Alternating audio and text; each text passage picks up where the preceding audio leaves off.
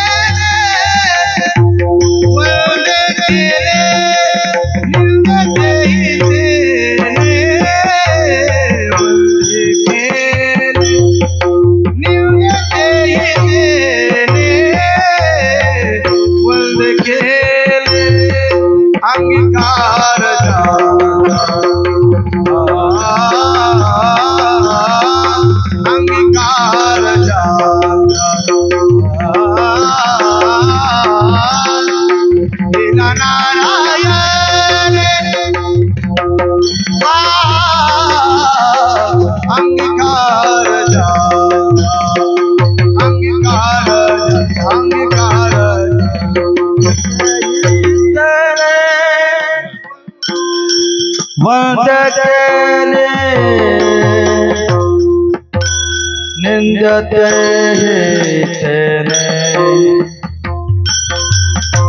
वंद्य केले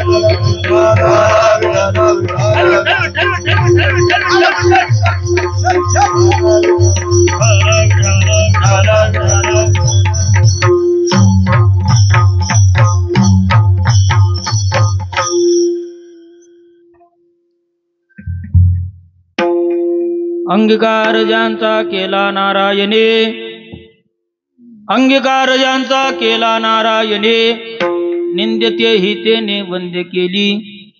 अजामेळ भिल्ली तारली कुंटिणी, प्रत्यक्ष पुराणी वंद्य केली. ब्रह्महत्यारासी पातके अपार, ब्रह्महत्यारासी पातके अपार, वाल्मिक किंकर वंद्य केला. अंगीकार ज्यांचा केला नारायणे, निंदितेही तेने वंद्य केली. तुका म्हणे येथे भजन प्रमाण, तुका म्हणे येथे भजन प्रमाण, काय थोरपण जाळावे ते. अंगीकार ज्यांचा केला नारायणे, निंदितेही तेने वंद्य केली. पांडुरंगा करू प्रथम नमन, दुसरे चरणा संतांची या, त्यांच्या कृपादाने कथेचा विस्तारू. बाबाजी सद्गुरु दास तुका, नमो सद्गुरु तुकया ज्ञानदीपा, नमो सद्गुरु सच्चिदानंद रूपा, नमो सद्गुरु भक्त कल्याण मूर्ती, नमो सद्गुरु भास्करा पूर्ण कीर्ती. सेवेला गी सेवक झालो, सेवेला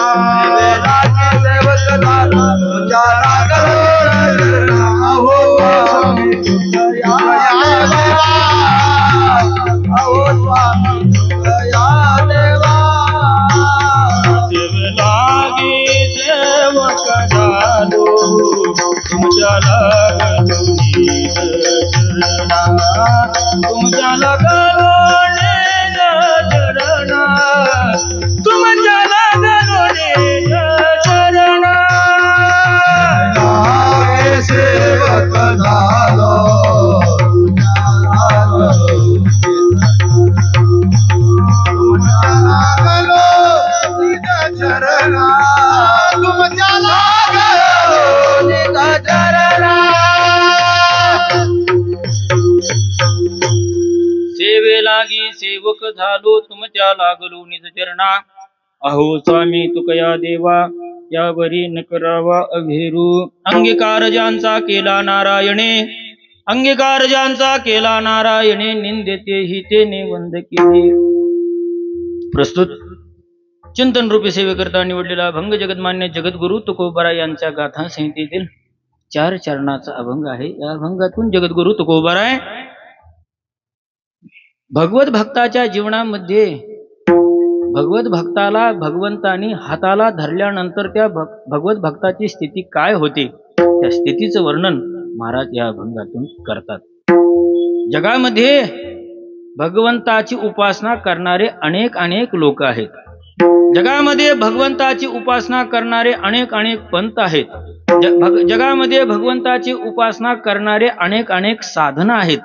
भगवंताची उपासना करणारे अनेक साधक आहेत.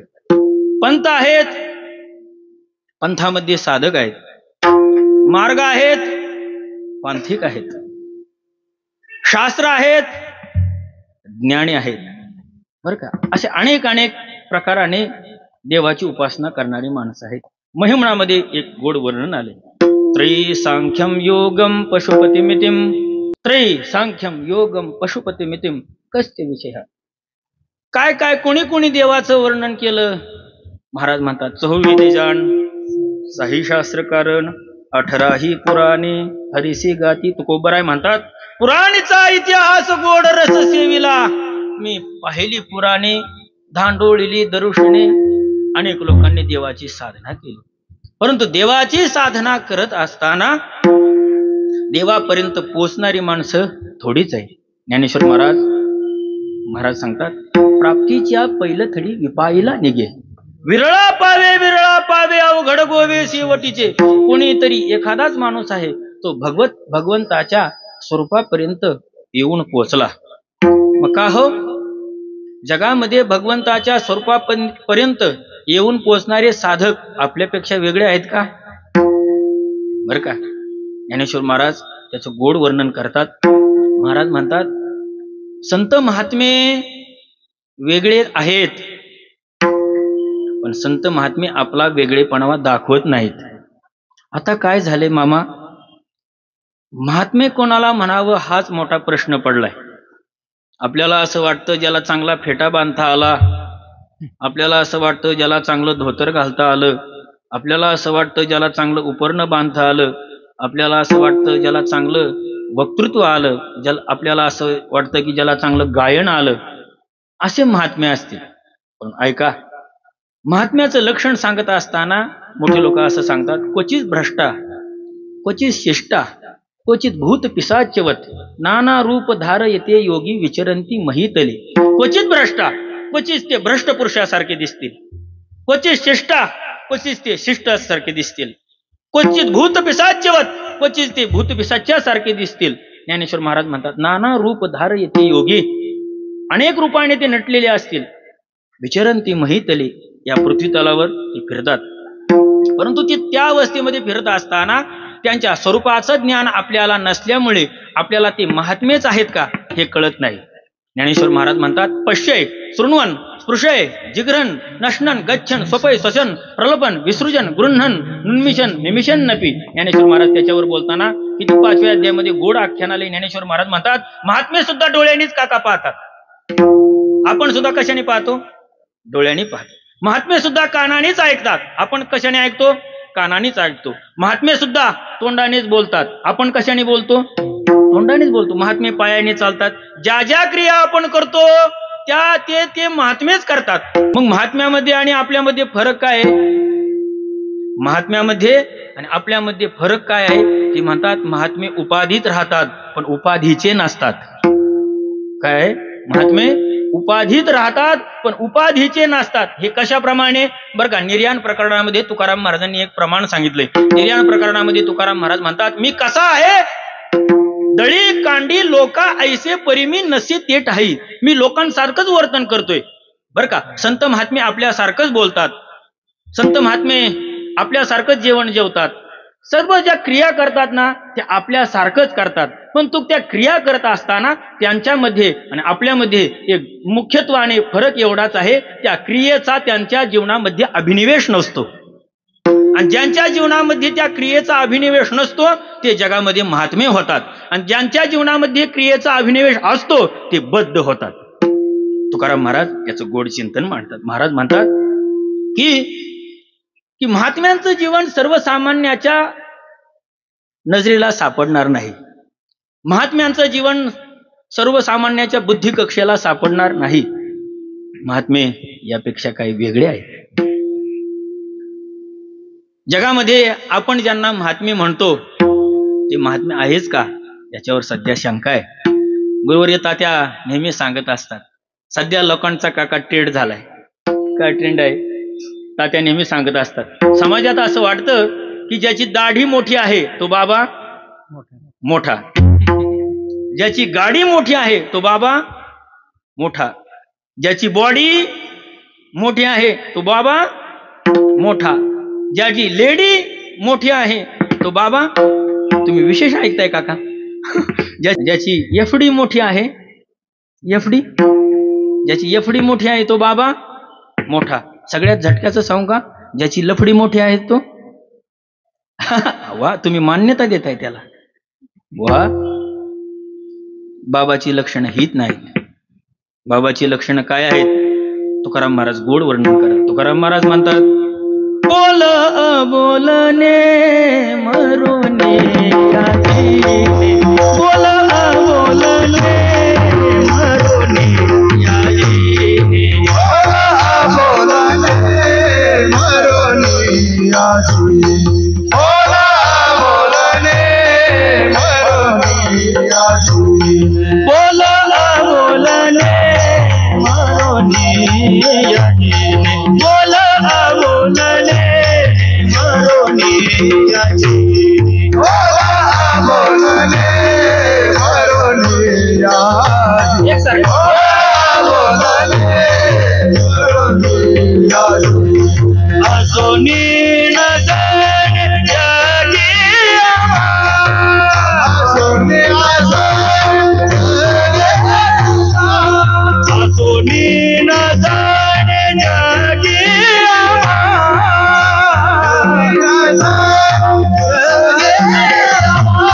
भोगी त्याग झाला संगती संग, भोगी त्याग झाला संगती संग, भोगे त्याग झाला,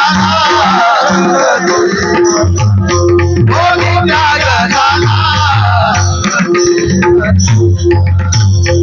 बोला बोलने मरोनी याची, मरोने याची, हाय हाय, बोलने मरोनी याची, मरोने याची, असोनी नजने जगिया, असोनी नजने जगिया, भोगी त्याग झाला संगती भोगी त्याग झाला संगती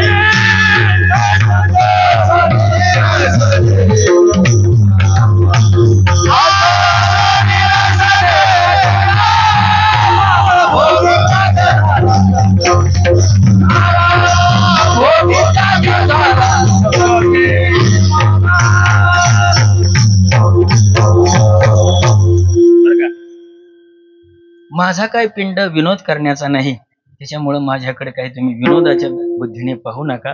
मला तुकाराम महाराजांचं आणि ज्ञानोबराय सोडून दुसरं बोलता येत नाही, आणि मी देवाकडे सारखं प्रार्थना तीच करतो की मला ते सोडून बोलण्याची बुद्धी होऊ देऊ नको. संत महात्मे कसे आहेत हे तुकाराम महाराजांच्या शब्दात सांगतो. महाराज म्हणतात, बोला बोलणे, मी बोलून अबोल आहे, मांडी मांडी, मी बोलून अबोल आहे. बोल अबोलने असोनी नसणे, मी असून नसल्यासारखा आहे. असोनी नसणे जग्यामा, भोगी त्याग झाला, आता आमच्या भोगाचा त्याग झालाय. संगची असंग, आम्ही संगात राहून असंग आहोत. तोडिले लाग माग दोन्ही, आम्ही लागही तोडलेत आणि मागही तोडलेत. तुकाराम महाराज म्हणतात, तुका म्हणे तुम्हा दिसतो मी कैसा, मी तुम्हाला जसा दिसतोय ना मी तसा नाही, पण मी कसा आहे हे कोणाला विचारा. पुसणे ते पुसा पांडुरंगा, हे पांडुरंगाला विचारा. तुका म्हणे हे तो ठावे पांडुरंगा, काय कळे जगा अंतरी.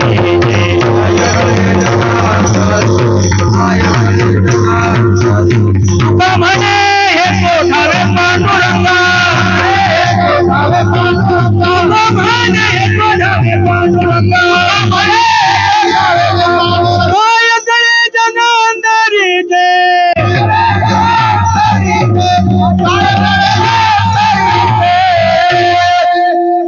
तुकाराम महाराज असं म्हणतात, तुका म्हणे हे तो ठावे पांडुरंगा, आम्ही कसे आहेत हे देवाला माहिती आहे, जगाला काय माहिती. बरं का, तुम्हाला एक खरं सांगू का, म्हणजे आतापर्यंत खोटं बोललो असं नाही. एक गोष्ट सांगतो, आपण कसे आहोत ना हे आपल्याला सोडून फक्त देवाला माहिती आहे, आणि देव कसा आहे हे देवाला सोडून फक्त आपल्याला माहिती आहे. दोन्ही गणित वेगळी आहेत बरं का. आपण कसे आहोत हे आपल्याला सोडल्यानंतर कोणाला ठाऊक आहे? देवाला. आणि देव कसे आहेत हे देव सोडल्यानंतर कोणाला ठाऊक आहे? आपल्याला. महाराज म्हणतात की आपण कसे आहोत ना, आपलं स्वरूप आपल्यासारखं असावं. बरं का, मोठी माणसं नेहमी सांगत असतात. मोठी माणसं असं शिकवताना सांगत होती, ते म्हणायचे आपलं स्वरूप एकांतामध्ये जसं असावं ना, तसंच लोकांतामध्ये असावं, आणि जसं लोकांतामध्ये असावं ना, त्यापेक्षाही श्रेष्ठ एकांतात असावं. बरं का, लोकांतात माणसाने निम्न दर्जाचं राहिलं तरी चालेल, पण एकांतामध्ये माणसाने श्रेष्ठ दर्जाचं राहावं. माझं वाक्य तुम्हाला किती पचेल कळेल मला माहिती नाही, परंतु एकांतामध्ये माणसाने निम्न दर्जाचं कधीही राहू नये. का राहू नये? कारण एकांतामध्ये केलेली साधनाच परमार्थामध्ये श्रेष्ठ दर्जाची साधना सांगितलेली आहे. लोकांतामधली साधना म्हणजे काय? आता पहा, इथं खुर्च्या ठेवलेल्या आहेत, किती खुर्च्या ठेवलेत वा, चांगलं कीर्तनाला बसलेत, पण किती लोक मोबाईल घेऊनच बघते. साधना चांगले, तुमचे पाय दुखतात म्हणून ठेवलेलं आहे, पण माणसं काय करतात? त्याचा काय करतात? दुरुपयोग करतात ना. कीर्तनामध्ये आल्यानंतर बडबड करायला नाही सांगितली, पण काय करतात? थोडं फट पाहतात माणसं. आता गायक लोक चाल म्हणायला सुरुवात केली की लगेच तुझी सून काय म्हणली सुरू लगेच. म्हणून महाराजजी त्याच्यामुळेच आपण केलं नाही, घोटलच नको. म्हणायचं लय कठीण असते बुवा, ते तुम्हाला लक्षात नाही अजून. ते झालं त्यांना विचारायला जा, तुमचं झालंय का? त्यामुळं ग्लो आहे चेहऱ्यावर, त्यामुळं न झाल्यामुळं ग्लो आहे. एकदा का झालं की माणसाचा ग्लो निघून जातोय. झाले झालंय झालंय होय, नाही मग आपली चुकीची पार्टी धरली. मला सांगायचा मुद्दा असा आहे की महात्म्यांचं जीवन आणि आपलं जीवन काय आहे. मग मला मी तुम्हाला हे सांगितलं की महात्म्यांचं जीवन असं आहे की महात्मे देवाचा अंगीकार करतात आणि देव महात्म्यांचा अंगीकार करतो. दोन मुद्दे तुम्हाला मला सांगायचे. एक आहे की ज्यांना देव आवडतो, एक आहे की ज्यांना देव आवडतो, आणि एक असे जे देवाला आवडतात. बर का, एक वर्ग असा आहे की ज्यांना देव आवडतो. काल सांगितलं ना, ज्यांचा आवडता देव, ज्यांचा आवडता देव,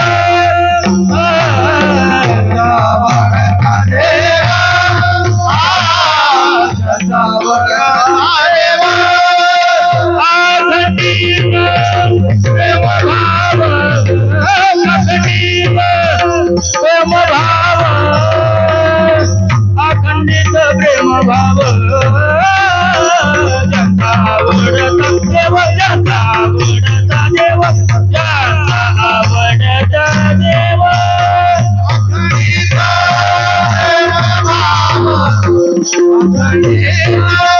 प्रेम भाव, अखंडित प्रेम भाव,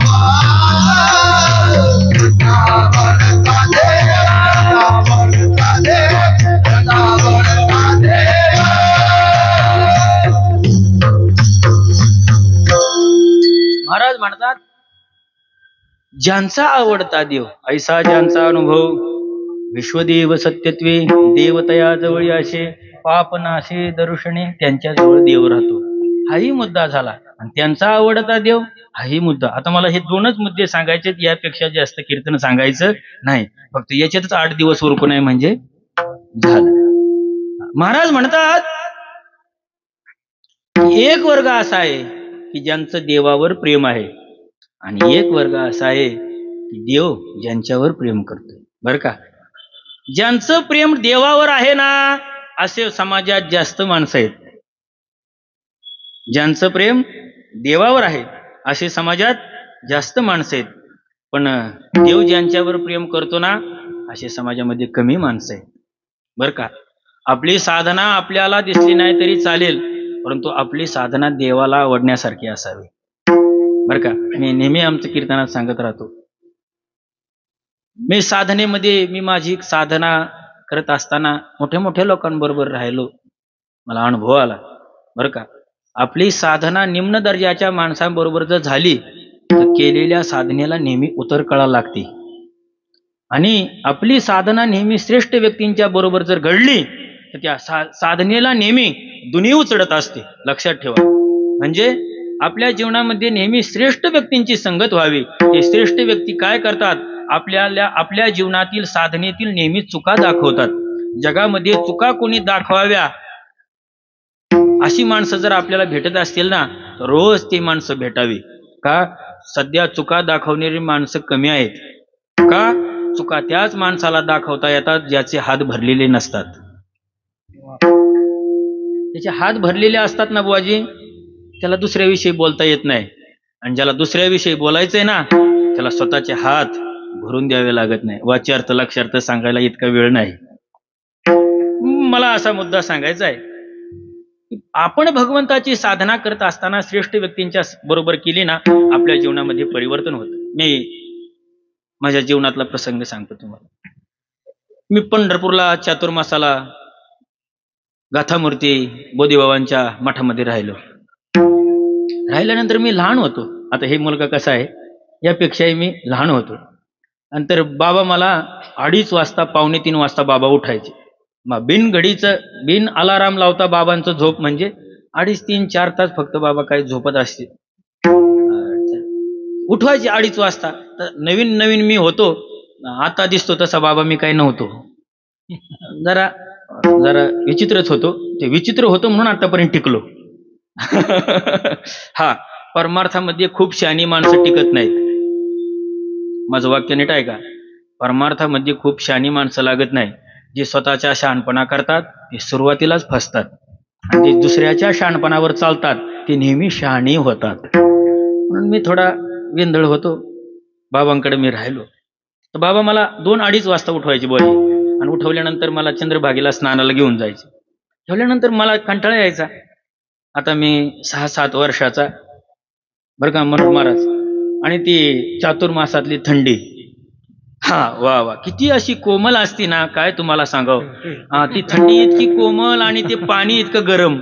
चंद्रभागेचं गरम असतं पाणी, असतं काय लबाड आहेत बाबा, हा म्हणते. इतकं पाणी, आणि मी जायचो ते, आणि ते मनसोक्त स्नान करायचे बरं का सगळे. आणि बाबा काय करायचे माहितीये का? फक्त 1 डुबी, 2 डुबी, 3 डुबी की लगेच असं बाहेर पडायचे लगेच. आणि मी पहिल्यालाच मीच घळ पडायचो. मी एक मारली की लगेच बाहेर. आता आंघोळ झाली तर प्रदक्षिणा करायला लावायचे. प्रदक्षिणाही करायचो. प्रदक्षिणा केल्यानंतर रोज आम्हाला काकड आरती पाहण्याचा नित्यनेम होता. आम्ही काकडा पाहायला जायचो. मग ते पूर्वी काय होतं, काकडा जरा आतमध्ये होता. पूर्वी काकडा पाण्याचं स्थान कुठं होतं? आतमध्ये होतं. तर ते आतमध्ये जायचो ना, तर ते मला काय व्हायचं, ते सगळे त्या खांब असायचे, असे मोठे मोठे खांब. त्या खांबावर सगळेजण उभे राहायचे आणि ते देवाचा काकडा पाहायचे. आणि ते आनंदी, त्यांचा काकडा पाहिल्यानंतर त्यांच्या चेहऱ्यावर जो आनंद असायचा ना महाराज, तुम्हाला शब्दात सांगता येणार नाही.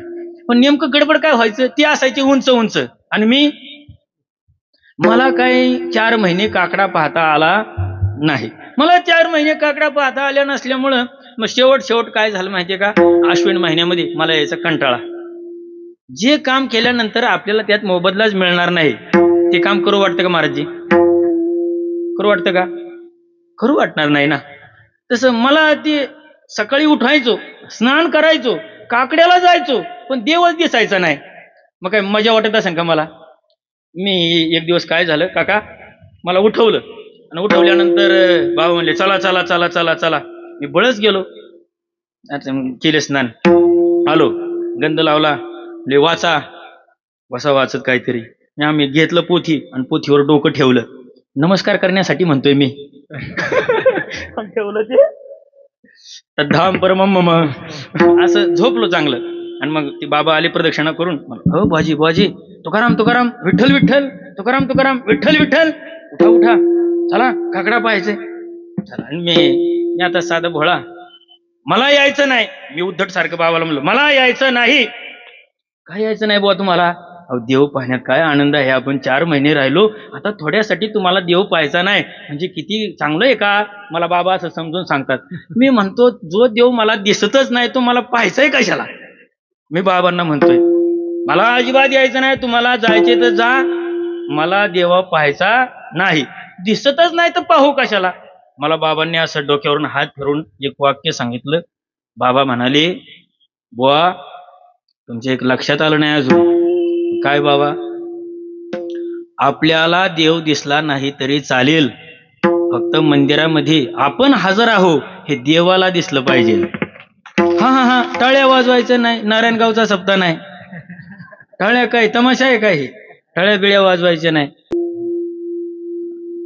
तुकाराम महाराज म्हणतात आपण आपल्या पद्धतीने भक्ती केली पाहिजे. मग कशी आहे बर का, मी सांगतोय कशासाठी, हे उदाहरण सांगितलं कशासाठी. आपल्यावर देवानी प्रेम केलं नाही तरी चालेल, पण आपण देवावर नितांत प्रेम केलं पाहिजे. कशा पद्धतीने? असं प्रेम जर आपण देवावर केलं ना, त्याचा परिणाम काय होईल? तुकाराम महाराज म्हणतात अनुसरे तो अमर झाला, अमर झाला, अमर झाला, अनुसरे अमर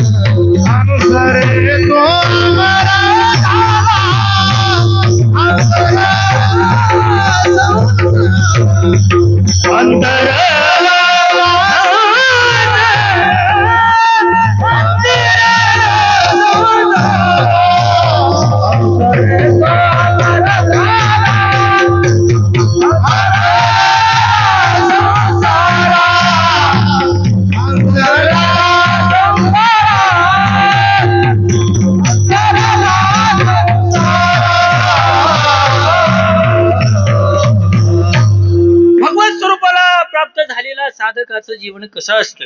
महाराज म्हणतात ते देवावर अवलंबून आहेत. त्यांची स्थिती काय आहे? त्यांची स्थिती पहिले ऐका. म्हणजे जे देवाला अनन्य शरणागत आहे, अनन्य चेता सततम तेषां स्मरती नित्यशः तस्यहं सुलभ पार्थ. महाराज म्हणतात, ज्ञानेश्वर महाराजांनी याच्यावर गोड वर्णन केले. महाराज म्हणतात अन्य भावाने जे भक्त शरण आहेत, अनुसरे तो अमर झाला. बर का, तुझ सवे आम्ही अनुसरलो आबोळा, नको अंगी कळा राहो हरिण देऊ. तुकाराम महाराज म्हणतात की जो अनुसरण होतो त्याच्या जीवनातलं देव हीनत्व नष्ट करतो. मग देव साधकाच्या जीवनातलं हीनत्व कोणतं आहे? साधक यातीने हीन असतो, साधक मतीने हीन असतो. यातीहीन, मतिहीन, रूप कर्महीन माझे, 3 प्रकारचे हीनत्व साधकाकडे असतात. यातीने, मतीने आणि कर्माने. या 3 प्रकारचं साधकाचं हीनत्व देव नष्ट करतो. यातीतलं हीनत्व नष्ट करतो. काय हीनत्व नष्ट करतो? तो का म्हणे आम्ही नवजे यातीवरी पूज्यमान करी वैष्णवांची. कशा पद्धतीने हीनत्व नष्ट करतो? तुम्ही कोणत्या जातीत जन्माला आलाय हे देव पाहत नाही, तुम्ही कशा प्रकारची भक्ती करता हे देव पाहतात. मी सगळ्या संतांचं तुम्हाला सांगू शकतो. तुकाराम महाराज म्हणतात शूद्रवंशी जन्मलो नाही तरी दंभे असतो मेलो. बरं का, सेना महाराज म्हणतात आम्ही वारिक वारिक करू हजामत बारीक. सावता महाराज म्हणतात, अमुची माळियाची जात शेत लावू बागायत. नरहरी महाराज म्हणतात, देवा तुझा मी सोनार.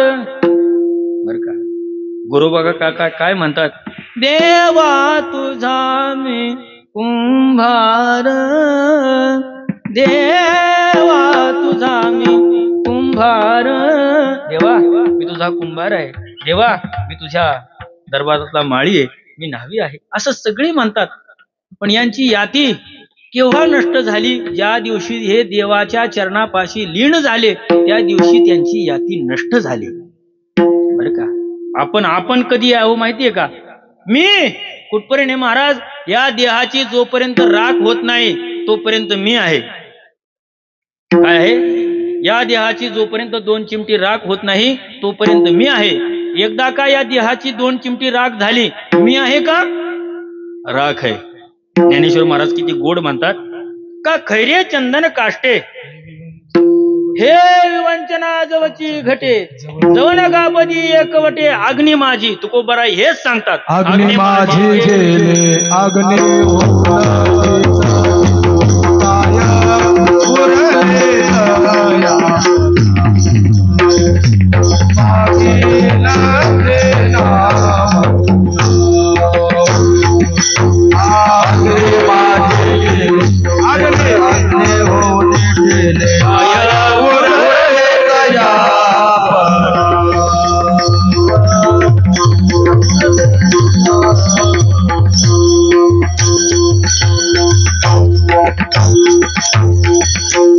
महाराजांनी सुंदर सांगितलं. तुकाराम महाराज म्हणतात, अग्नी माझी गेले अग्नी होऊन तेचे ठेले, काय उरले तयापन मागील ते नामगुण, लोह लागे परिसा अंगी तोही भूषण झाला जगी, चंदनाच्या वासे तरू चंदन झाले स्पर्शे. तुकोबराय म्हणतात, तुका जवळा संता पायी दुजेपणा ठाव नाही.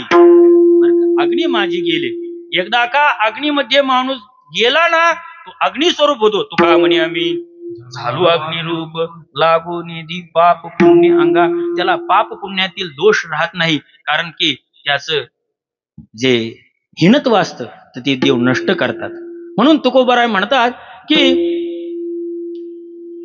अनुसरे तो अमर झाला. जो देवाचं अनुसरण करतो ना तो अमर होतो. तुकोबराय दुसऱ्या प्रमाणात सांगतात, अनुसरे त्याचे मायाजाळ तोडी, बैसने ते मोडी संसाराचे. जो देवाचं अनुसरण करतो ना त्याच्या जीवनामध्ये काय परिणाम होतो? ज्ञानेश्वर महाराज म्हणतात, तेषां सतत युक्तानां भजतां प्रीतिपूर्वकं ददामि बुद्धी योगंतन येन माम उपयांती ते. या श्लोकामध्ये ज्ञानोबराय म्हणतात की जो साधक देवाविषयी अनन्य भावनेने उपासना करतो त्याच्या जीवनामध्ये जर एखाद्या दिवशी त्याच्या प्रवासाचा दिवस आला आणि त्याला अंधारामध्ये प्रवास करायचा असेल आणि त्याला वाट दिसत नाही ना, तर त्या वाट न दिसणाऱ्या साधकापुढे मी दिवटा होऊन चालतो. मी होऊन या दिवटा पुढा पुढा चाले, मी दिवटा होतो. महाराज म्हणतात त्याच्या जीवनामध्ये त्याला ज्ञानाची कमतरता असेल ना तर मी त्याचा गुरु होतो. आपणची देव होय माझ्या विठोबाचा कैसा प्रेम भाव, आपणची देव होय गुरु. तुकाराम महाराज म्हणतात, अनुसरे त्याचे माया जाळ तोडी.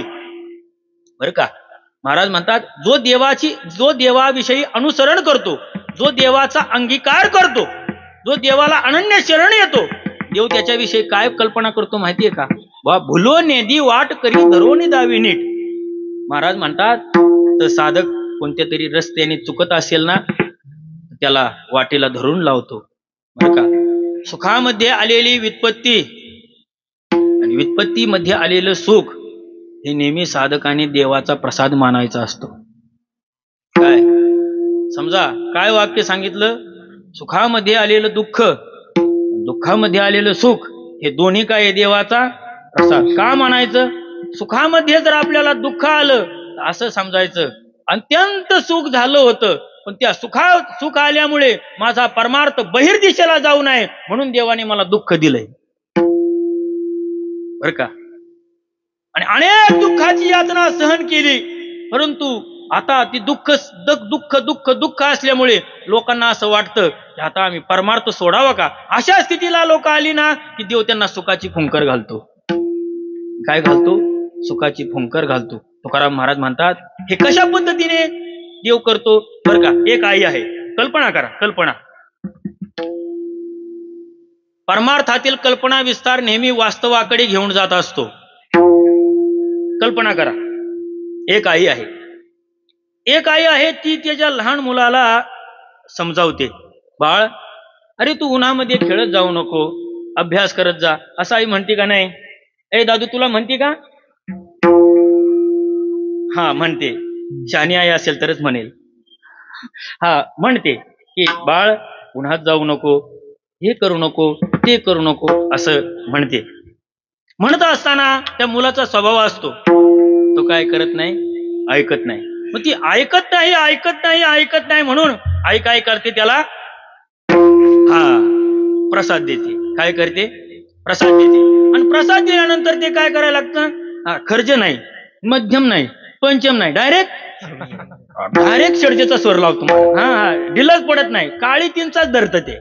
हा असं स्वर लावतो. जाम बुवा काय तुम्हाला सांगावं. मग ती काय ते रडायला लागल्यामुळं आई त्याला काय करते, बाळ रडू नको, रडू नको, तुला चॉकलेट देते, तुला कॅडबरी आणून देते. मग अशा मी महाराजांच्या घरी होतो, म्हणजे तुला नाव सांग, नाही म्हणजे मला कॅडबरी पाहिजे.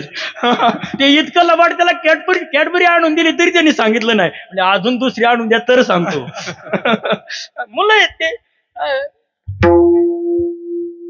मारलं तिने, आता खाऊ द्यायला लागले.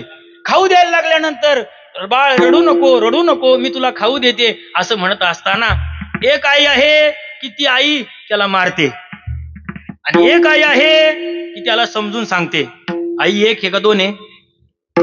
आई एकच आहे, पण एका आईची भूमिका आणि दुसऱ्या आईची भूमिका नाही. आई एकच आहे, फक्त भूमिकेमध्ये बदल आहे. भूमिकेमध्ये बदल नाही, दृष्टिकोनामध्ये बदल आहे. का? ज्यावेळेस ते खोडकर होतं त्यावेळेस ती त्याला शिक्षा करते, आणि ते रडत असल्यावर त्याला प्रेमाचा हळवार हुंकारा मारते. तुकाराम महाराज एक स्वतंत्र अभंग सांगतात. शोभा आणि कृपा मातेशी समान.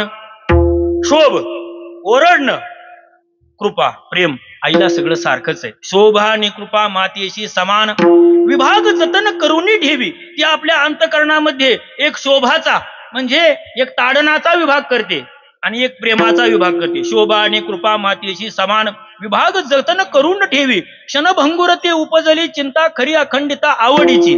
महाराज म्हणते की एक क्षणासाठी ती कृपेच्या बाजूला जाते आणि एका क्षणासाठी ती शोभेच्या बाजूला जाते. हे का असं करावं लागतं? तुकाराम महाराज म्हणतात की शिकवू जाणे ते कोणी गोमटियासाठी, लाभ आणि तुटी आवडीची. त्या मुलाला ती शिकवायचा प्रयत्न करते. मग शिकवत असताना ती काय करते, दचकोनी मन जवळी आणि काय करते, तो साधक, तो मुलगा तिच्यापासून जर लांब जात असेल ना तर ती सांगते, बाळ रात्रीचा बाहेर जाऊ नको, रात्री बाहेर भूत असतं. काय सांगते ती? ऐका, त्याला भूताची भीती दाखवायचा हा उद्देश नसतो. उद्देश हा असतो की त्याने मला सोडून गेलं नाही पाहिजे. उद्देश काय असतो? त्याने मला सोडून गेलं नाही पाहिजे. तुकाराम महाराज म्हणतात की अनुसरे तो अमर झाला, अनुसरे त्याचे माया जाळ तोडी. त्याच्या अंतकरणामध्ये जो मायेचा जाळ असतो तो उत्पन्नच होऊन देत नाही. बैसने ते मोडी संसाराचे, त्याला संसार करू देत नाही. बर का, कबीरदासजींचा एक गोड दोहा आहे. महाराज म्हणते, कबीरदासजी असं म्हणतात की संतांना 3 गोष्टी कधी मिळतात. कबीरदास असं सांगतात, स्त्री, धरती और व्यवहार, हे संतन को तब मिले जब कोपे करतार. काय स्त्री तुम्हाला मिळाली ना, म्हणायचं तुमच्यावर देवाची अवकृपा झाली. माझं वाक्य कळलं का तुम्हाला? हा, तुम्ही इतकं माझ्याकडे टक लावून बघताय की सगळे ब्रह्मचारीच बसलेत. काय तुकाराम महाराज कबीरदासजी म्हणतात, स्त्री, धरती और व्यवहार, हे संतन को जब मिले तब मिले जब कोपे करतार. देवाची अवकृपा झाल्यानंतर साधकाला कर्कशा मंडळी मिळते. देवाची अवकृपा झाल्यानंतर साधकाला मोठा मोठा मठ मिळतो. देवाची अवकृपा झाल्यानंतर साधकाचा व्यवहार असल्यापेक्षा मोठा होतो. पण देवाची कृपा झाली ना, देवाची खून आला ज्याचा घरा, त्याच्या पडे चिरा संसार.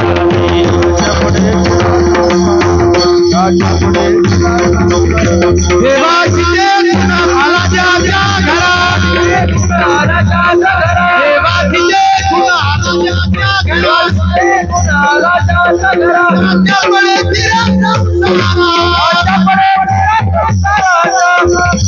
चिरा संसाराचा. बर का, मी टिमोवीची नोकरी सोडली. किती? टिळक महाराष्ट्र विद्यापीठ आहे ना, कामाला होतो तिथे सुरुवातीला. माझं एमफिल झाल्यानंतर मी शिकवायला जायचो. चांगलं पगार होता. सोडून दिलं. वारीला जायचं आणि ते सुट्टी दिली नाही, सोडून दिलं. मग माझ्या बॅचची होती काका, ते सगळे हिनवायचे मला. इतकी चांगली नोकरी आणि सोडून दिली, इतकी चांगली नोकरी आणि सोडून दिली, इतकी चांगली नोकरी सोडून दिली. याचा उद्देश काय? बर का, मी म्हणाल, माझ्या अंतःकरणात एक विचार होता, हा नोकरी मिळेल पण देव मिळणार नाही. पण देव मिळला, 1000 नोकरीवाले हुजूर करतील. आज आमचा अनुभव असा आहे, आमच्या खिशात पैसे नाहीत पण पैशावाले खिशात आहेत. काय बर का, देव त्याचं उसनं ठेवत नाही. देव काय करत नाही, त्याचं उसनं ठेवत नाही. बुवाजी, तुम्ही जर 1 माळ जप केला ना, तर तुम्हाला 10 माळेचं तो देणार. फक्त तुम्ही त्या भावनेने 1च माळ केली पाहिजे. महाराज म्हणतात, अनुसर आहे तो अमर झाला. मला दुसरं काही सांगायचं नाही. महाराज म्हणतात की जो भगवत भक्त देवाविषयी अनन्य असतो, देव त्याला कृपा प्रसाद देतो. परंतु ऐका, एक भगवत भक्त आहे की जो देवाला, जो भगवत भक्त असा आहे की ज्याला देव आवडतोय. परंतु यापेक्षा श्रेष्ठ भगवत भक्त आहे की ती कशी जरी असले तरी त्यांना ती आवडतात. त्या देवाला ते भगवत भक्त आवडतात. महाराज म्हणतात की असे भक्त कोण आहेत? तुकाराम महाराजांनी एका भक्ताचं लक्षण सांगितलंय. तुकाराम महाराज म्हणतात, काय ती गोपाळे चांगली शहाणी, जेवी चक्र पाणी तया सवे. काय ती गोपाळ चांगली होती का? त्यांचा मेकअप चांगला होता का त्यांचं रूप चांगलं होतं? तुकाराम महाराजांचा एक गोड अभंग आहे. असं आमच्या तरी अंतःकरणात अशी भूमिका आहे, हा अभंग ज्यांना कळला त्यांना परमार्थातलं पहिलं पाऊल पडलं. त्यांचं परमार्थातलं पहिलं पाऊल पडलं. तुकोबराय म्हणतात, कैसा तू देखिला होशील गोपाळी, पुण्यवंता डोळी नारायण. तेने लोभे जीव झालासे बराडी, आम्ही ऐशी जोडी कै लाभो. तुकोबराय 3ऱ्या चरणात म्हणतात, असेल ते कैसे दर्शनाचे सुख, अनुभवे श्रीमुख अनुभविता. हे देवा, खरं सांग, कैसा तू देखिला होशील गोपाळी, त्या गोपाळांना तू कोणत्या साधनेने मिळाला? खरं सांगा, गोपाळांनी काही साधना केली होती? गोपाळांनी प्रॅक्टिस केली होती? गोपाळांनी गाथा ज्ञानेश्वरी पाठ केली होती? गोपाळांनी काही वर्गणी दिली होती वशिला लावायला? नाही. लोक कीर्तनाला येण्याच्या अगोदर 5-50 फोन करतात, महाराज आम्ही कीर्तनाला येणार आहे बरं का, आमच्यावर जरा लक्ष ठेवा. म्हणजे नेमकं सांगायचं काय असतं की आमचं नाव घ्या. नेमकं ते आमच्या विरोधी पार्टीतले आम्ही. लोकांचं धारणा खूप चुकीची आहे बुवा. कैसा तू देखिला होशील गोपाळी, तू त्या गोपाळांना कसा भेटला असेल? काय गोपाळांच्या होत्या पुण्यराशी, त्यांनी कोणतं पुण्य केलं असेल? शहाणपणे वेदमुखा गोपिका त्या ताकटी. काय तुकाराम महाराजांचं जीवन आहे. तुकाराम महाराज गोपाळ रंगवतात. ते म्हणतात, लुडे खुडे मुडे कृष्ण आवडती पुढे बहुभाविके, भाळे भोळे भक्त गाताती साबडे, त्यांचे प्रेम आवडे विठोबाशी. जे भाळे भोळे आहेत ना, देवाला त्यांचं गायन आवडतं. आणि राग आळवितो नानान काय गातो ते कळे ना, त्याला म्हणते तू जरा लांबच थांब.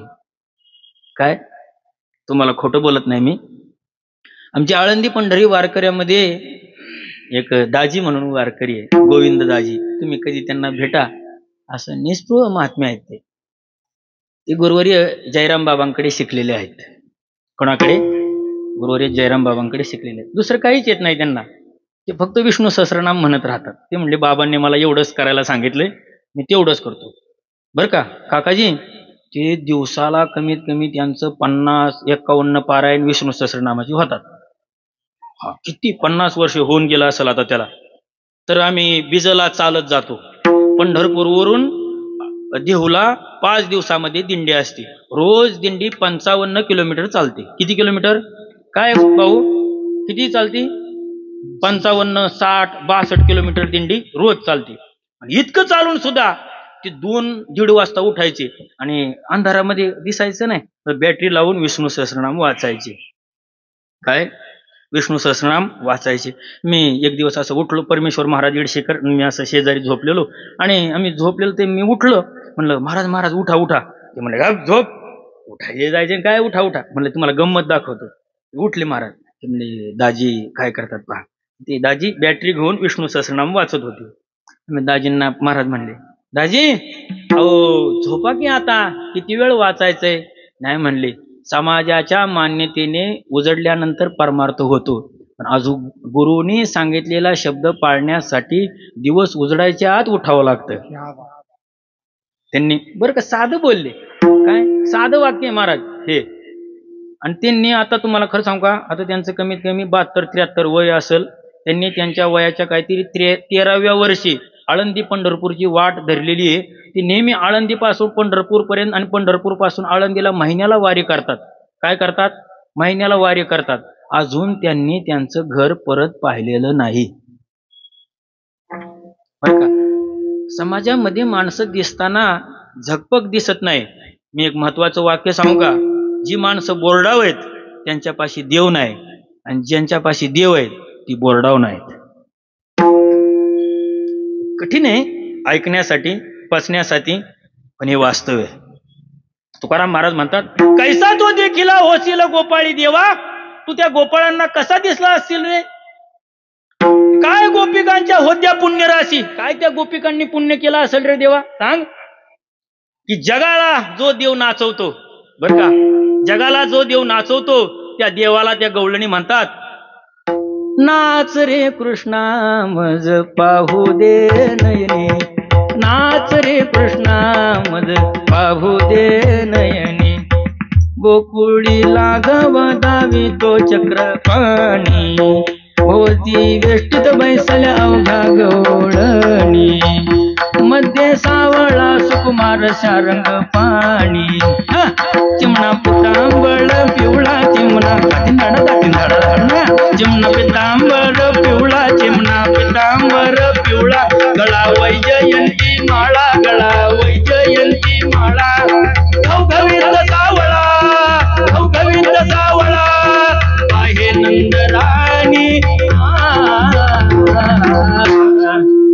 नाच रे कृष्णा मज पाहू दे नयनी, नाच रे कृष्णा मज पाहू दे नयनी, नाच रे कृष्णा मज पाहू दे, नाच रे कृष्णा मज पाहू दे नयनी. का नाचतो त्याचं कारण शेवटच्या चरणात सांगतात. एका जनार्दनी भक्ती भाव, एका जनार्दनी भक्ती भाव, अनन्य दासा लाविला घव, अनन्य दासा लाविला घव, निज भक्ताचे काज सर्व, निज भक्ताचे काज सर्व, करिताशीन नमानी,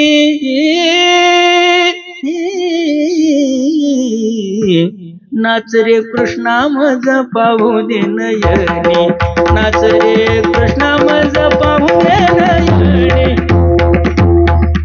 देवाचं काज भक्ताचं काज करण्यासाठी देव लाज धरत नाही का. महाराज म्हणतात, उलंघिली लाज तिने साधिले काज. या अभंगामध्ये बर का, मी अभंग सांगत होतो, कैसा तो देखीला होशील गोपाळी. तुकाराम महाराज म्हणतात, असेल ते कैसे दर्शनाचे सुख देवा. खरं सांग बरं, कसं त्या दर्शनाचं सुख असेल की ज्यांनी त्या दर्शनाचा अनुभव घेतला असेल. वा, आम्ही अमृताचा अनुभव सांगतो. ज्ञानेश्वर महाराज म्हणतात, ज्यांनी अमृत तुल्य पितात त्यांना अमृताचा अनुभव असेल का. हा, महाराज म्हणतात, आपण उपवासी मरोनिया, अमृताची चवी पुढल्या सांगसीन आपण उपवासी मरून या, असं ज्याचं जीवन आहे ना त्याला परमार्थ कळत नाही. मग अमृत मेल्यानंतर स्वर्ग दिसतो का हो? माझ्याकडे पाहू नका, मी अजून मेलो नाही, मला काही स्वर्ग दिसलं नाही. हा, मेल्यानंतरच माणसाला स्वर्ग दिसतो. तसं भक्तीचा अनुभव घेतल्यानंतरच माणसाला अनुभव येतो. तुकाराम महाराजांचं प्रमाण याला. तुकाराम महाराज म्हणतात, अनुभवे अनुभव अवघाची साधिला तरी स्थिरावला मन ठाई, पिटोनिया मुसे आला अलंकार दगदती असार होवनिया, महत्वाच्या ठाई भोगावी अपतिष्ठा विटवावे नष्टा पंचभूता, तू का म्हणे मग कैसा संसार. ही अवस्था होती. कैसा तो देखिला होशील गोपाळी. महाराज म्हणतात की देवाची एक भूमिका आहे. जे देवावर प्रेम जास्त करतात ना, देव त्यांच्या कमी लागतो. पण जे देवाचा तिरस्कार करतात ना, देव त्यांना जास्त जवळ करतो. पण काय असतात ज्यांना, बरं का, मी तुम्हाला उदाहरण सांगतो. देवाची आणि रावणाची भेट झाली. कोणाची? देवाची आणि रावणाची भेट झाली. उद्धार लवकर कोणाचा झाला? रावणाचा. पुतनेची आणि देवाची भेट झाली. उद्धार लवकर कोणाचा झाला? पुतनेचा झाला. बरं, हिरण्याक्ष आणि हिरण्यकश्यपूची भेट झाली. त्यांनी काय साधना केली होती का? कोणती साधना केली नव्हती. पण साधना न करता सुद्धा त्यांना भगवत स्वरूपता प्राप्त झाली. का प्राप्त झाली? याला कारण आहे, त्यांनी जगाची संगत सोडून, किंवा वाक्य दुसरं बदलावं लागेल, त्यांनी जगाबरोबर वैरत्व करायचं सोडून फक्त देवाबरोबरच वैरत्व केलं. कोणाबरोबर? त्यांनी जगाबरोबर वैरत्व करायचं सोडून फक्त देवाबरोबरच वैरत्व केलं. तुकाराम महाराज म्हणतात, द्वेषाची या भावे हरिरूप झाले. काय झाले? द्वेषाची या भावे हरिरूप झाले. द्वेषासाठी द्वेष करता करता करता करता आम्ही हरी कधी झालो हे कळलंच नाही. कृष्ण त्याशी दिसे आभास दुष्टिता, कृष्ण गाती ओव्यात दळणी कांदणी, अशी जशी गवळणीची अवस्था झाली ना, कृष्ण त्याशी दिसे आभास दुष्टिता, म्हणजे आभास जरी झाला तर कृष्ण आला काय? कृष्ण आला घरा, कृष्ण गेला दारा, कृष्ण हा जेविला नाही कृष्ण, अशी त्यांची वैरत्वाने त्यांचा अनुभव होतो. आणि अनुभव झाल्यानंतर समाजासाठी ती लोक सुरुवातीला निंदे असतात. काय असतात? निंदे असतात. बरं का, नवीन एखाद्या माणसाने माळ घालू द्या, कोणीही म्हणतोय मी, नवीन सप्ताह सुरुवात झाली आणि एखाद्याने माळ घातली, आणि माळ घातल्यानंतर त्याला इतकं लोक प्रेमाने बोलतात ना, बोलतात का तुमच्याकडे? काय माळ घातली, कारण काय केलं, असं टोचून बोलतात. काय बोलतात? इतकं टोचून बोलतात की हे जसं काय पिढ्याचीच माळकरी आहेत. असं कोणाला बोलू नाही, बरं का, बोलू नाही, बोलतात. ते समजा ती लोक कसे असतात? समाजासाठी टाकलेली असतात.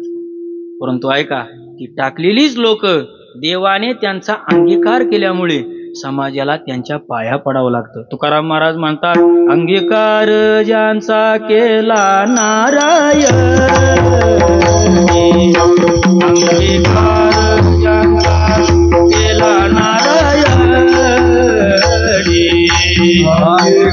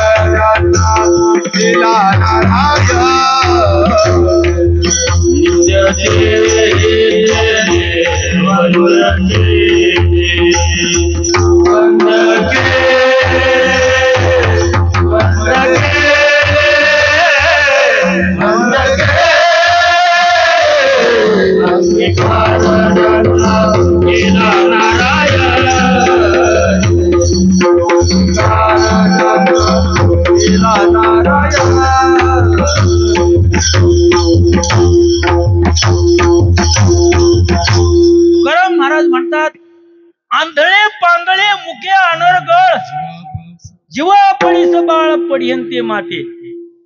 मुलगा आंधळा असू द्या, मुलगा पांगळा असू द्या, मुलगा बहिरा असू द्या, मुलगा कुरूप असू द्या, पण आईला ते कसं असतं, जीवापेक्षाही गोड असतं.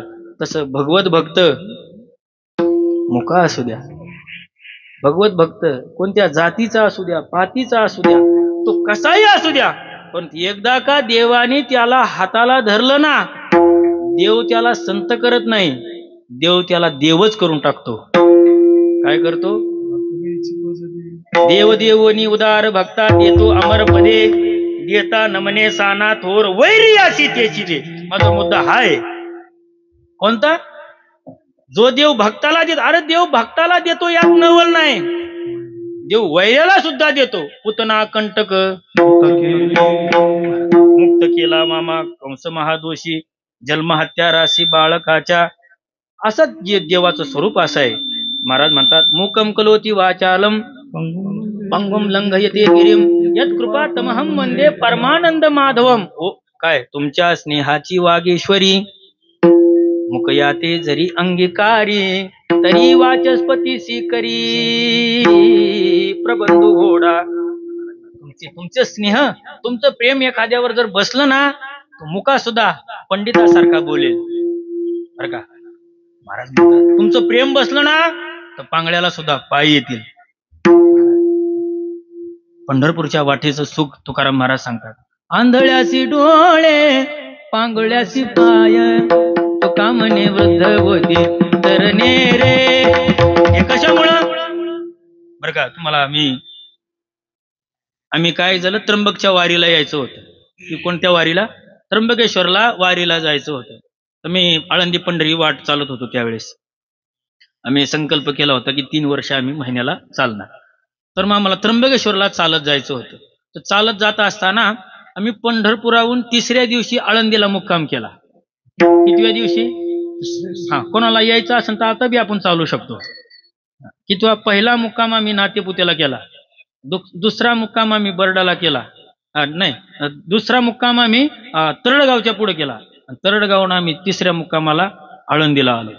आणि तिथून आम्ही दिंडी पकडली हैबत बाबांची आणि त्र्यंबकेश्वरला आलो.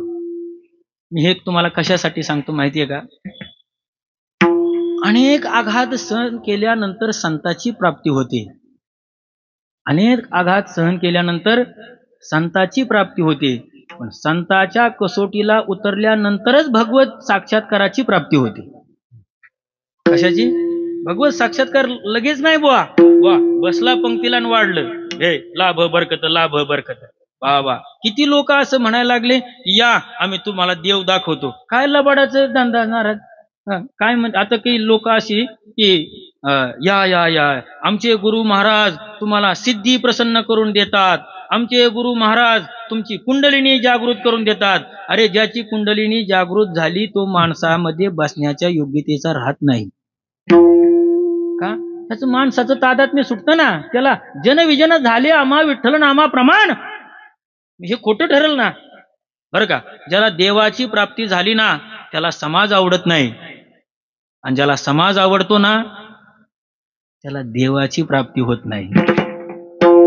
तुकाराम महाराजांचं माझं मनाचं सांगत नाही. तुकाराम महाराज म्हणतात काय, महाराजांचं आम्हा आवडे नाम घेता तोही पिता संतोषी. महाराज म्हणतात, रुसलो संसारा आम्ही आपा आणि परा. आमची अवस्था कशामुळे झाली? आम्ही सर्वसामान्य कुळातले होतो बरं का. लोकांचा अनुभव असतो, महाराज आम्ही माळ घालण्या अगोदर ना आमची स्थिती शब्दात सांगण्यासारखी नाही, पण आमच्यावर कृपा झाली म्हणून आम्ही आज इथपर्यंत आलो बरं का. आम्हाला बरं का, परमार्थिक माणसाने नेहमी परमार्थिक संगत करत असताना परमार्थिकच चर्चा ऐकाव्या. त्याच्या जीवनामध्ये नेहमी प्रगती होत असते. आमचे गुरु महाराज असं म्हणायचे, बुवा मोठ्याच्या बैठकीमध्ये बसू नये, मोठ्याची बैठक लहान माणसासाठी नेहमी विघातक असते. काय असते ते सांगायचे? मोठ्याच्या बैठकीमध्ये बसू नये, का? कीर्तनकाराचं फक्त 2 तास कीर्तन ऐकावं, त्याच्या बैठकीत बसू नये. कळलं का तुम्हाला? का?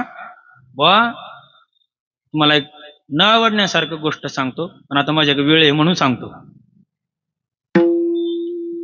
समाजामध्ये दुष्कृत्य करत असताना समाजातील लोक घाबरतात, परमार्थातील लोक दुष्कृत्य करत असताना घाबरत नाही. का घाबरत नाही?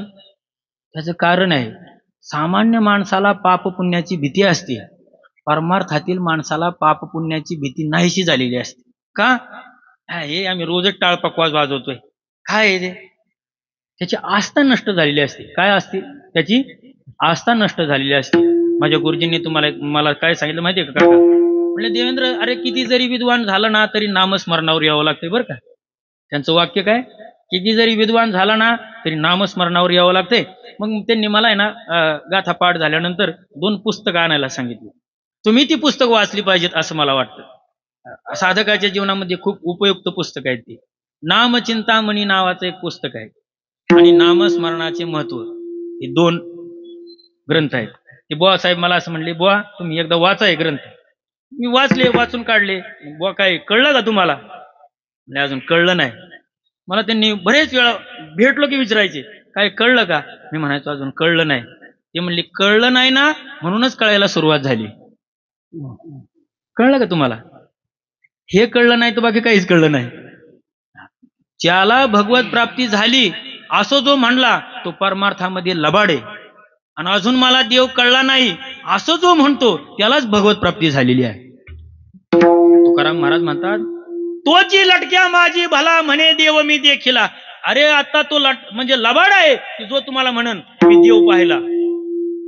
जी देव पाहतात ना माणसं, ती समाजामध्ये राहत नाहीत, ती वेगळ्या अनुभवात असतात. मग कोणत्या अनुभवात असतात? महाराज म्हणतात, दळी कांडी लोका ऐसे परिमी नसे थेट आहे.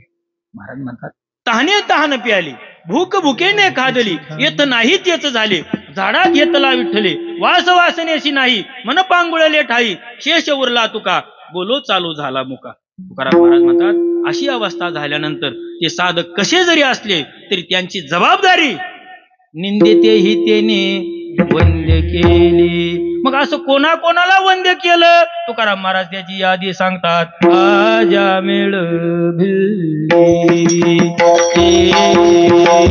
आजा मेळ भिल्ली, तारिणी कुंडी,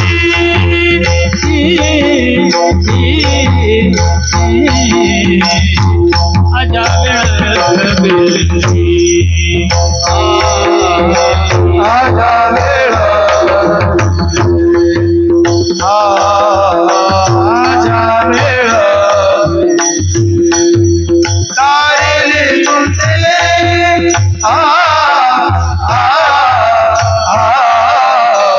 आजा मेळ, आजा मेळ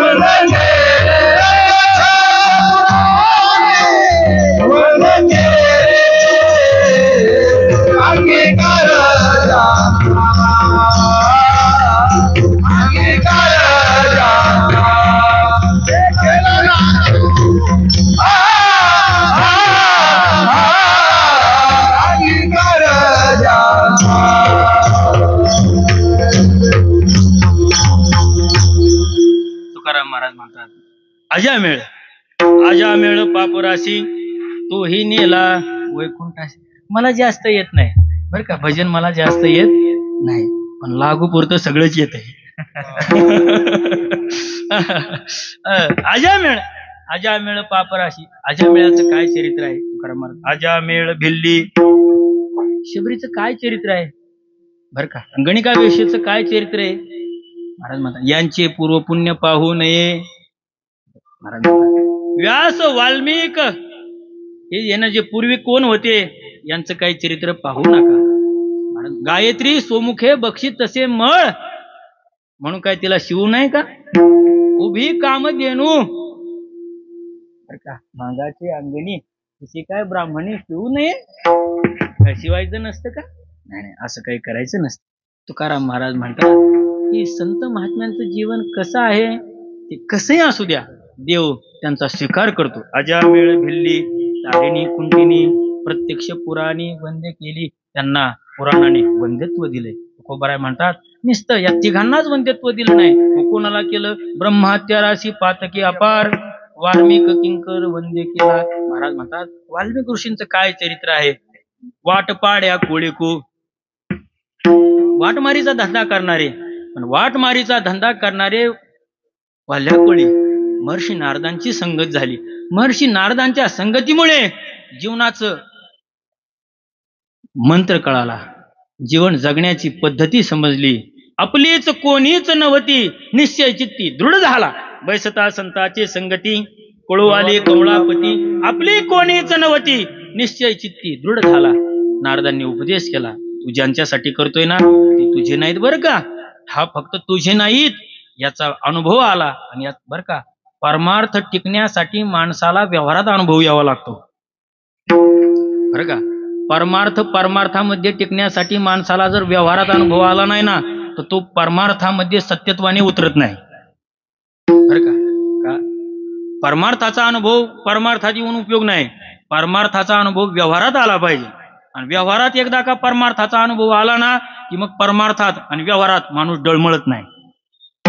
गणित आहे तुम्हाला किती पटेल न पटेल पण हे वास्तव आहे. तुकाराम महाराज म्हणतात की अनुभव आला वाल्मिकाला वल्ल्या कोळीला माझी कोणीच नाही. कोणी नाही म्हटल्यानंतर अनुभव आला ना मग आता येती तुझ्या भजना आड दाविती प्रपंचाचे कोड कनिष्ठ रुची ठेवून गोड देखत नाड पडत असे. मरती मेली नेनो किती हाची लाभ तयाचे संगती. अरे मरणार आहेत आणि जन्मणार आहेत हा अनुभव आला. मग त्यांनी संत महात्म्यांची काळज धरली. काळज धरून काय केलं वाल्मिक किंकर वंद्य केला. महर्षींनी रामनामाचा जप सांगितला. पण रामनामाचा जप करून इतका ताकद कमवली की बोलीला वाल्मिक तैसेची करीन वर्तोनी दाविन नामा.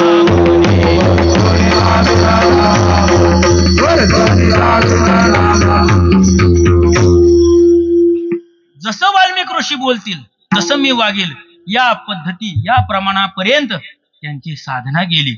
महाराज अजामेळ शबरी गणिका वाल्मिक ऋषी हे देवाच्या सान्निध्यामध्ये न जाणारी माणसं देवाने त्यांना समाजाला पाया पडण्याच्या योग्यतेला केलं. मग या लोकांनी निंदे असून सुद्धा वंद्य होण्यासाठी कोणती साधना केली. तुकाराम महाराज म्हणतात तुका म्हणे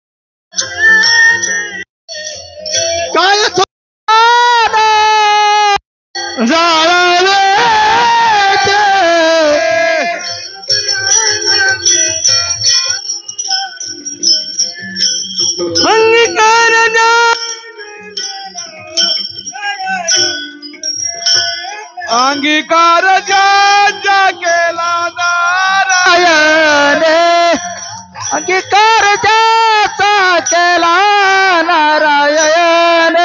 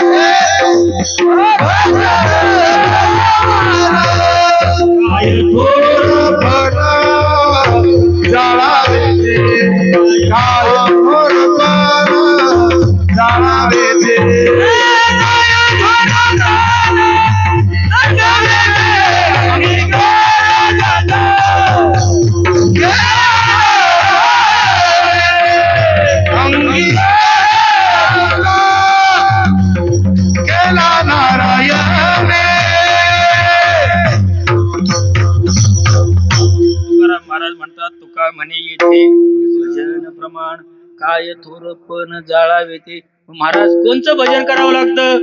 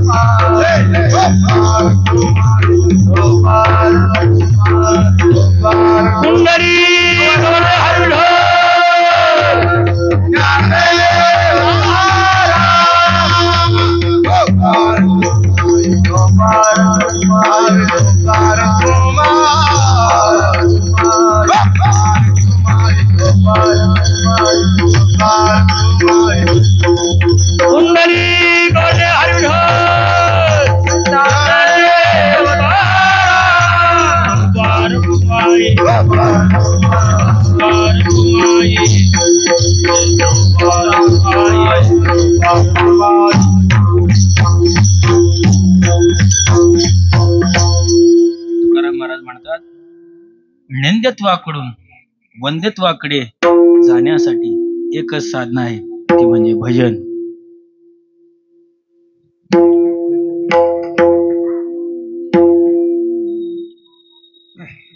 भजन ही साधना अशी आहे की माणसाला तरुण घेऊन जाते. आमच्या गुरुजींनी आम्हाला सांगितलेलं एक वाक्य सांगतो तुम्हाला आणि थांबतो. बुवासाहेब असं म्हणले, मी गाथा पाठ करून गेल्यानंतर बुवांच्या पाया पडायला गेलो. बाबा म्हणलं, मला विचारा काय चुकेल का. मला 10 प्रश्न विचारले त्यांनी. 2-4 माझा अभंग चुकले. मला म्हणले अजून घोकावं लागेल. काय करावं लागेल? अजून घोकायला पाहिजे, अजून बसवायला पाहिजे चांगलं. मी परत बसवायचो. असं क्रम चालू राहिला. एक दिवस भेटायला गेल्यानंतर त्यांनी मला एक वाक्य सांगितलं, म्हणजे देवेंद्र, अरे सकाळी लवकर उठतो का? उठतो बा. किती अभंगाला आवृत्ती करतो? एवढ्या अभंगाला आवृत्ती करतो बाबा. बरं, आता आवृत्ती खूप झाली म्हणले, आता सकाळी काकडा करायचं सुरू करा म्हणले. काय करा म्हणले?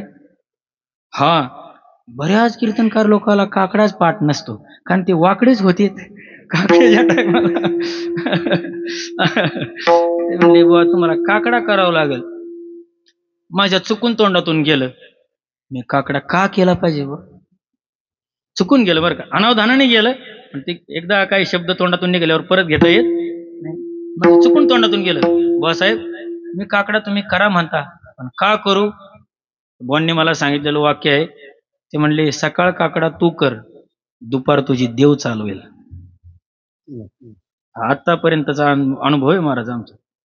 फक्त सकाळी उठून तुम्ही भजन करा, भोजनाची व्यवस्था देव करेल. फक्त भजन देवासाठीच पाहिजे तर व्यवस्था करेल. हा, व्यवस्थेसाठी भजन केलं ना मग अवस्था होत नाही, आणि अवस्थेसाठी भजन केलं ना मग व्यवस्थेची गरज लागत नाही. तुकाराम महाराज म्हणतात भगवत प्राप्तीसाठी भजन प्रमाणे. मला खरं सांगू का, भजन या शब्दाचे दोन अर्थ आहेत.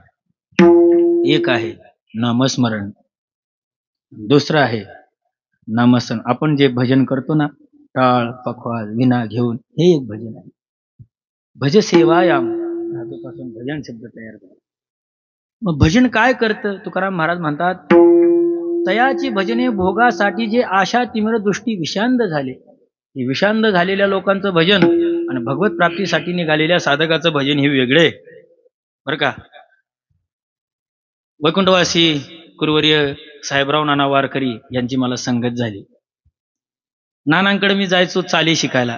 चाली शिकत असताना मी नानांना विचारायचो, नाना अहो तुम्ही काळी चारच्या षडजेला सहज म्हणता, का इतकं तुमचा आवाज चालतो बरं?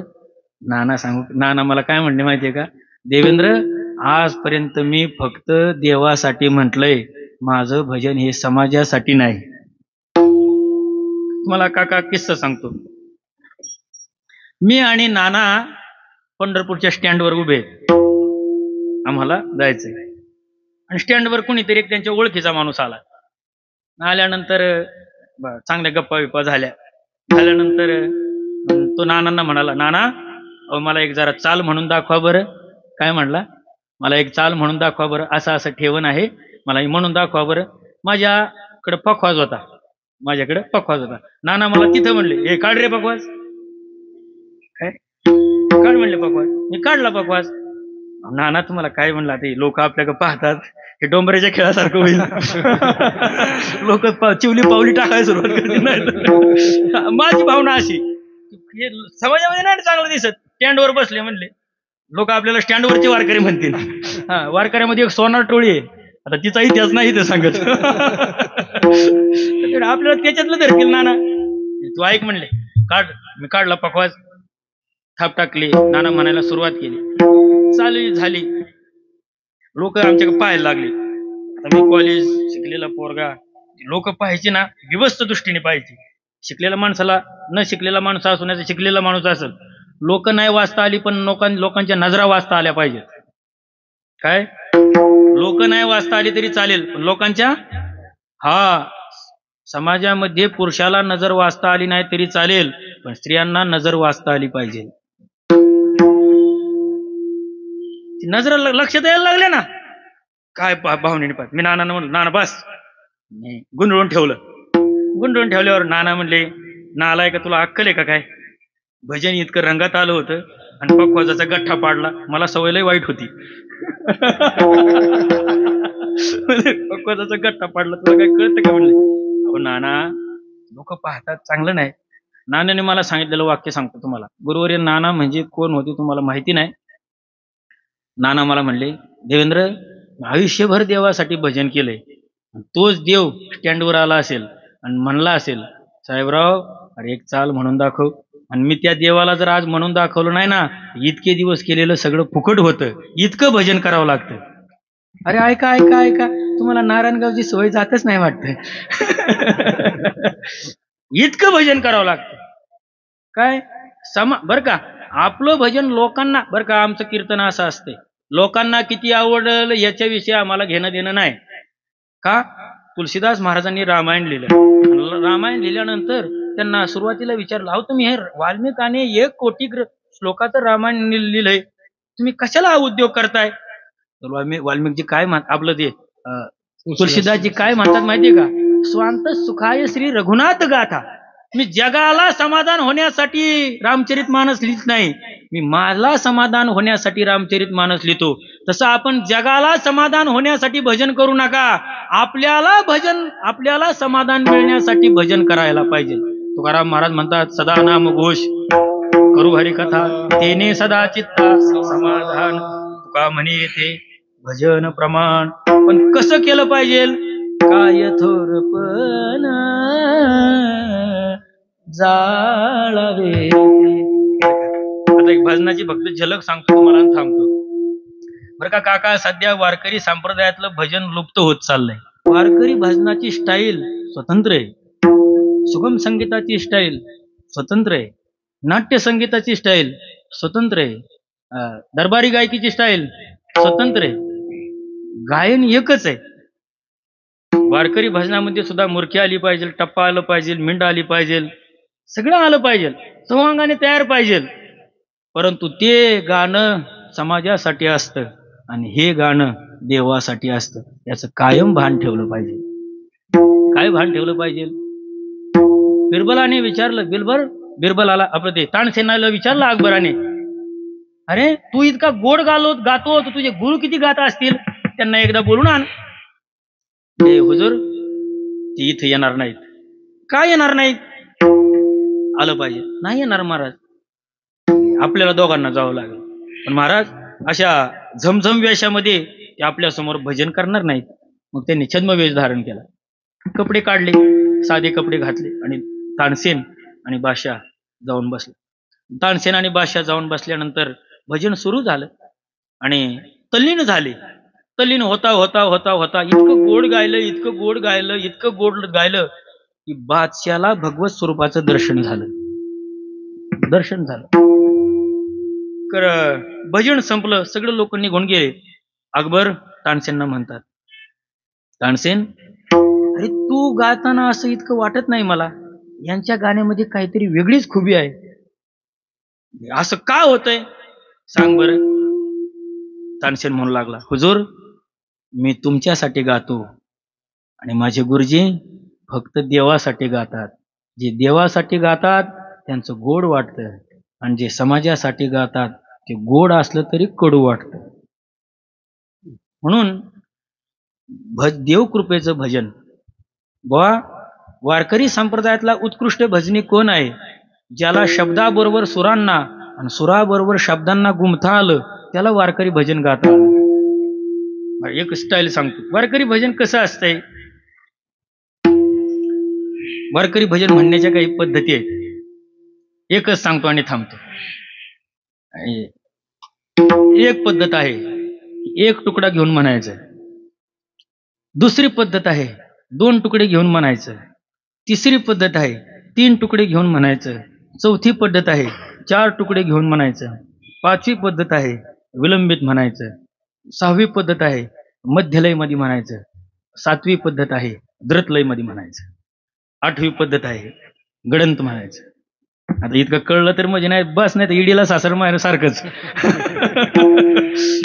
पहिलं सांगतो. पहिला प्रकार कसा असतो. हा, अरे रूप पाहता लोचनी, हे साधी चाले. सुख झाले ओ साजनी, तुहा विठ्ठल बरवा, ऐके वचन कमलापती, मज रंकाची विनंती, कर जोडी तो कथे काळी, तुझ पाहता सामोरी तुझ पाहता सामोरी. भजन म्हणण्याची पद्धत आहे एकच तुकडा म्हणायचा. दुसरी पद्धत आहे रूप पाहता लोचनी सुख,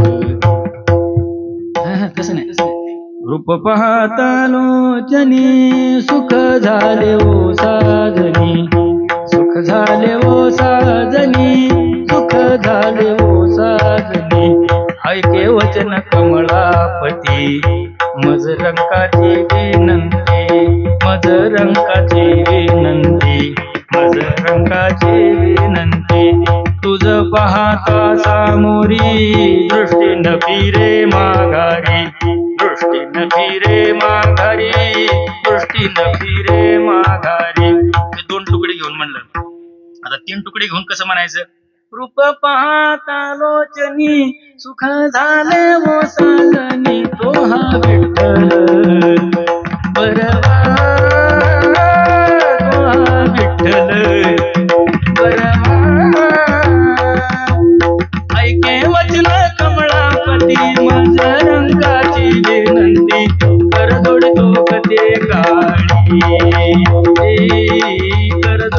तो कथे काळी. असं काय करायचं 3 तुकडे घेऊन म्हणायचं. आता 4 तुकडे घेऊन कसं म्हणायचं. रूप पाहता लोचनी सुख झाले व साजनी तुहा विठ्ठल बरवा तुहा माधव बरवा ऐक्या मजना गवळामध्ये मकरंगाची नंदी करवडतो कथे काळी आपण सांगितली. आता हे झालं. आता ह्याच्यात प्रकार कसं म्हणायचं गडंत ठाई म्हणे. रूप पाहता लोचनी सुख झाले साजनी ऐके वचन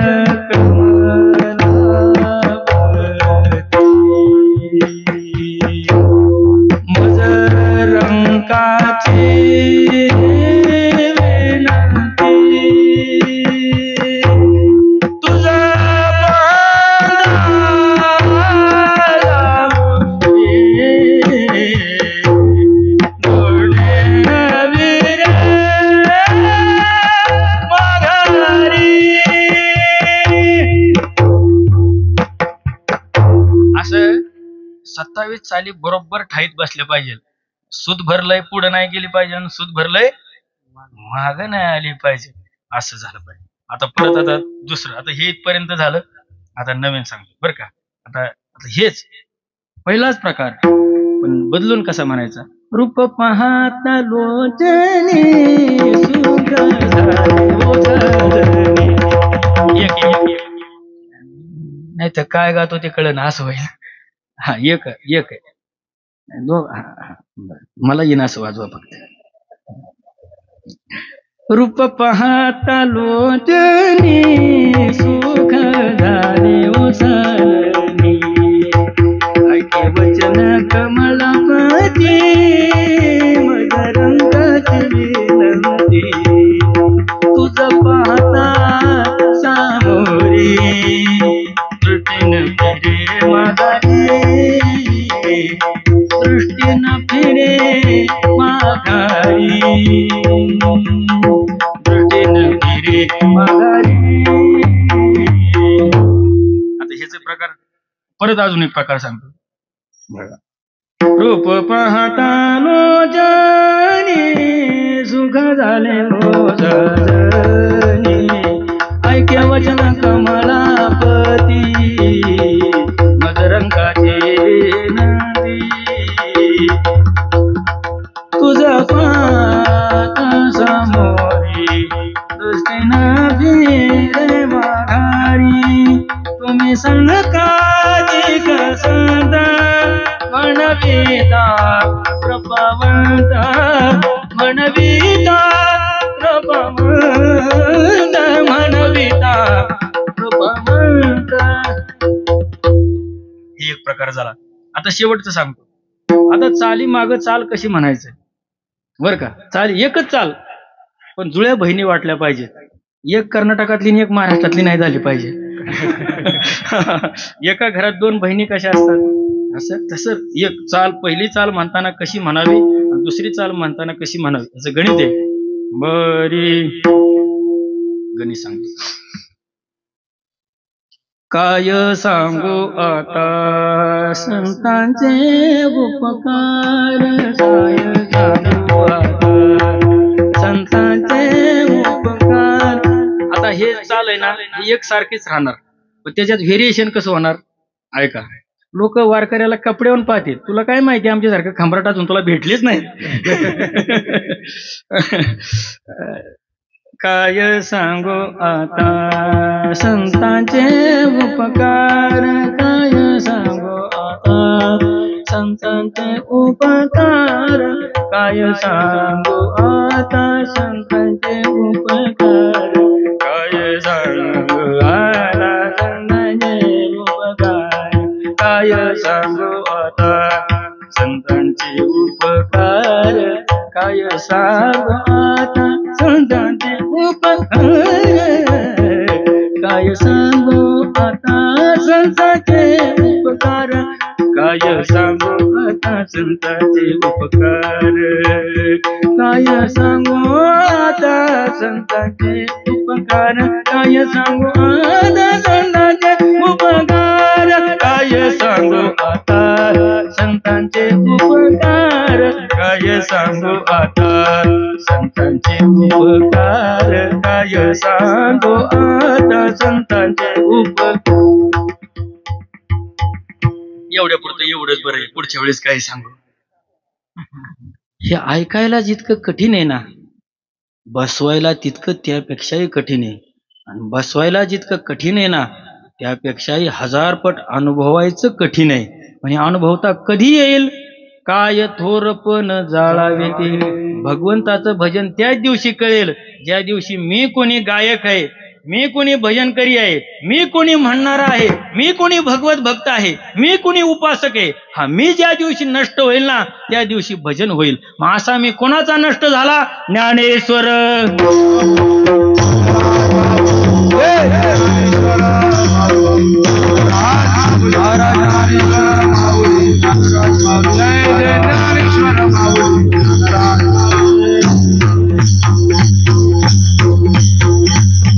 एकदम मोठ्या प्रेमाने आवडीने भजन करा. ज्यांना ज्यांना असं वाटतंय देवाने आपल्याला 2 हात दिले, त्यांनी हात वर करा.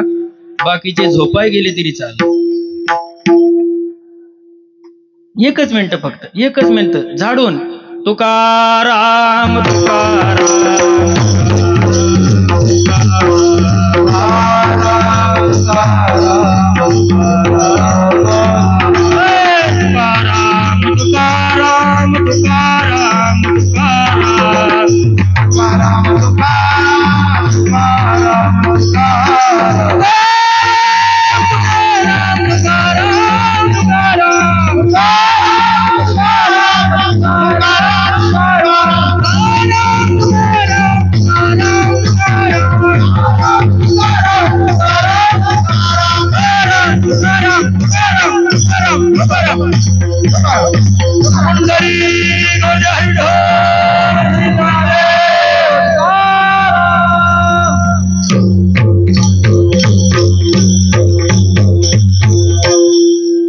यथाशक्ती यथामती अभंगावर बोलण्याचा प्रयत्न केला. झालेली चिंतन रूपी सेवा गुरुनाम गुरुवर्य अखंड समाधी घन धर्माजी महाराज गोरेकर आमचे गुरुवर्य प्रातस्मरणीय वैकुंठवासी साधक हृदय सम्राट विठ्ठल महाराज भोलेबुवा यांच्या चरणी समर्पित करतो. आज इथं आल्यानंतर मोठा आनंद वाटला. परमार्थातील परमप्रिय व्यक्ती सर्वांचं दर्शन झालं. भक्ती ज्ञान वैराग्य वाढवण्यासाठी असंच तुम्ही आमच्यावर आशीर्वाद द्यावे हीच आम्ही भगवत चरणी प्रार्थना करतो. विठ्ठल जय जय कोणीही उठू नका.